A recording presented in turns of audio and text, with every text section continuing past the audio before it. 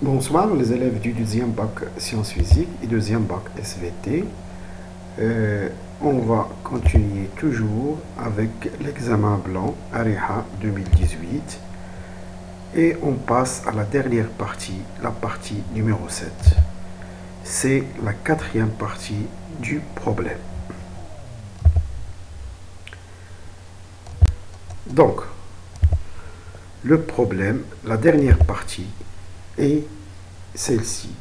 On considère la suite numérique UN définie par U0 est égal racine de U moins 1 et quel que soit n appartient à n, UN plus 1 est égal f de UN. La première question, donc les trois questions habituelles sont là lorsque la suite est liée à la fonction.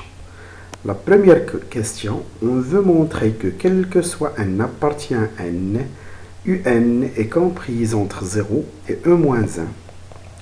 Puis, on va montrer que la suite UN est strictement décroissante.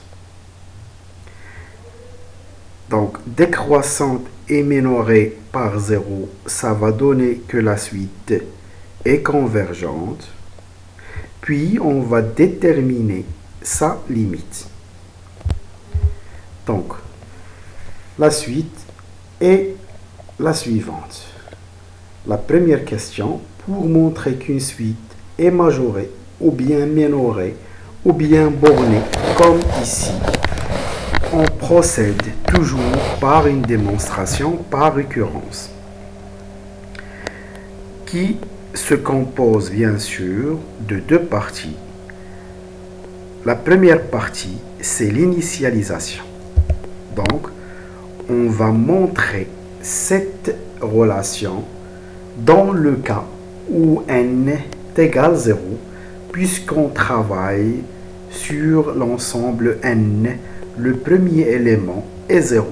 Lorsqu'on travaille par exemple dans l'ensemble n étoiles, le premier élément va être n égale 1.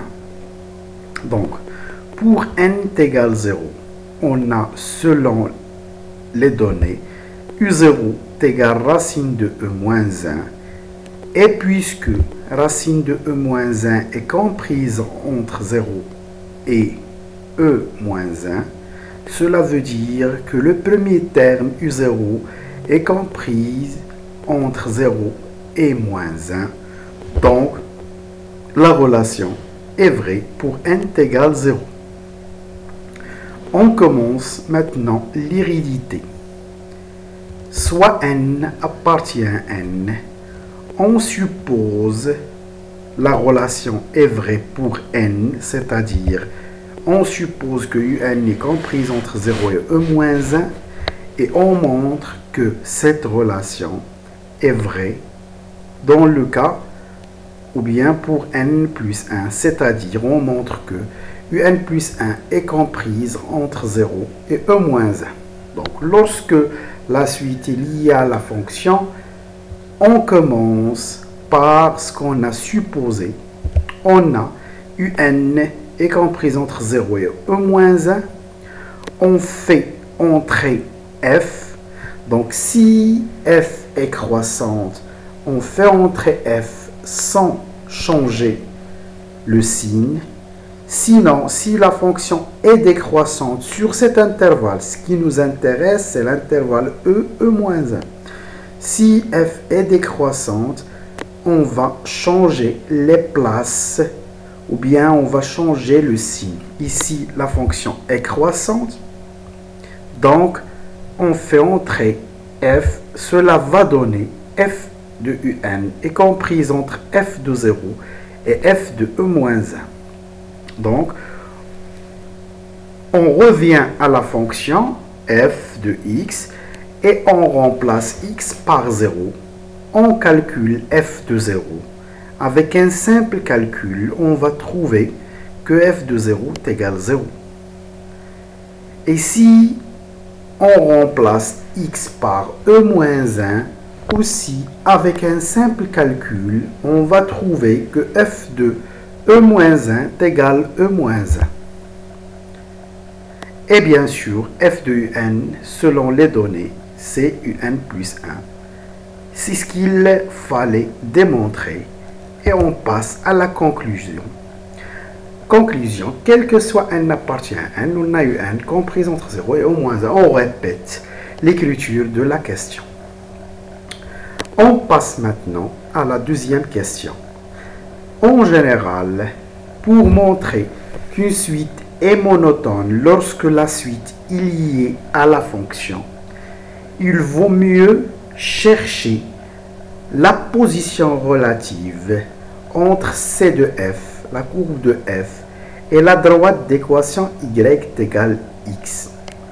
Ici, on a déjà tracé la courbe de f, et selon la courbe, on voit que sur l'intervalle 0 e-1, la courbe de f est en dessous de la droite t d'équation y égale x. Si on revient à la courbe, et on va voir que la courbe est en dessous de la droite. Cela veut dire que f de x est inférieur à y. Donc, puisque y est égal x, c'est-à-dire que f de x est inférieur ou égal à x. Bien sûr, pour tout x appartient à l'intervalle 0 e-1. Sur un autre intervalle, peut-être non. Peut-être que f de x n'est pas inférieur ou égal à x, mais ce qui nous intéresse, c'est sur l'intervalle 0 e-1. Bien sûr, selon la première question, puisque un appartient à l'intervalle 0 e-1, il est comprise entre 0 et e-1, alors f de un est inférieur ou égal à un. Et f de un égale un plus 1, cela veut dire que un plus 1 est inférieur ou égal à un, ou autrement dit, un plus 1 moins un est négatif, ce qui va nous emmener, ou bien ce qui va nous amener à dire que la suite un est strictement décroissante.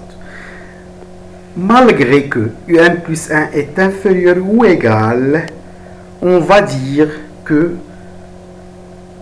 un est strictement décroissante.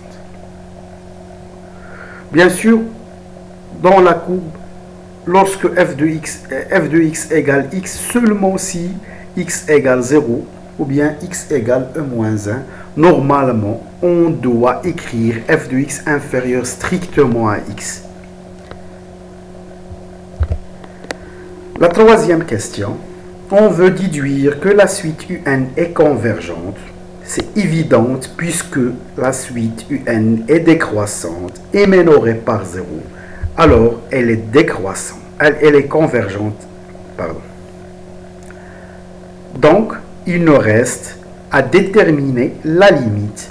Pour cela, on utilise une propriété très importante qui va nous permettre de déterminer la limite d'une suite.